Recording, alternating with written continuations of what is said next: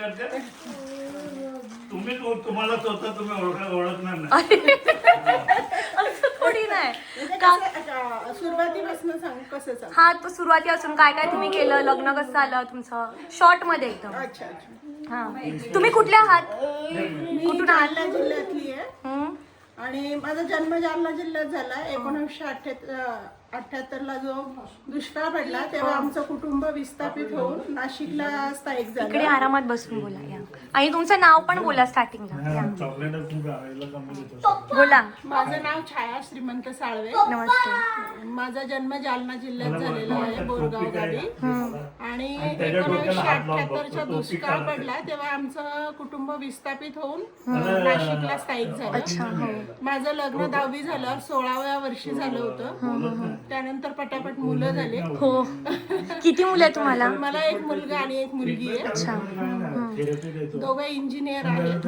त्यानंतर मला शिक्षणाची आवड होती. बरोबर. आम्ही अगदी म्हणजे चाळीत राहत होतो. एकूण म्हणजे झोपडपट्टी होती आमची. मला शिक्षणाची आवड होती म्हणून मी 12 वर्षांनी ऍडमिशन घेतलं आणि शिक्षण घेतलं. शिक्षण हे माझं फारच म्हणजे संघर्षशील होतं. अच्छा अच्छा.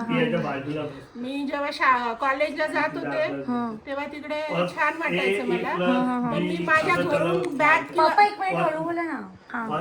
बॅग किंवा पर्स घेऊन जाऊ शकत नव्हते. मला फार लाज वाटायची, कधीच घेतली नव्हती मी. हा हा हा हा. मग मी एका पिशवीत घेऊन जायचे माझी पर्स आणि मग कॉलेजमध्ये गेला पर्स घ्यायचे. पुन्हा मी जिथे राहत होते तिथे पर्स घेऊन येणं बरं वाटायचं नाही म्हणून पिशवीत टाकून घेऊन यायचे. हा. असं माझं 2008ला 12वी झाली. त्याच्यानंतर मी BA केलं, DED केलं. आता मी PhD करते. वाव. कशामध्ये? मी मराठी लिटरेचर मध्ये PhD करते. किती छान. हा हा. PhD करायला पण खूप मेहनत लागते. खूप काय काय लिहावं लागतं, खूप लेक्चर्स अटेंड करायला लागतात. लेक्चर अटेंड करण्यापेक्षाही आपला अभ्यास खूप डीप असावा लागतो. माझं दलित साहित्य आणि ग्रामीण साहित्यातील साम्यस्थळातील तुलनात्मक अभ्यास विषय आहे. अच्छा. मला दोन्ही साहित्याचा अभ्यास बारकाईने करावा लागतो खूप छान. आणि दोन्ही साहित्य एकाच मातीत रुजलेले आणि ते एकच आहेत असं मला माझ्या संशोधनातून सिद्ध करायचं. अच्छा, किती छान आहे तुमचं मराठी पण किती छान आहे. म्हणजे एक एक शब्द तुम्ही बोलताय ना, तुलनात्मक आणि असं खूप छान मराठी आहे. आणि तुम्हाला भेटून खूप छान वाटलं.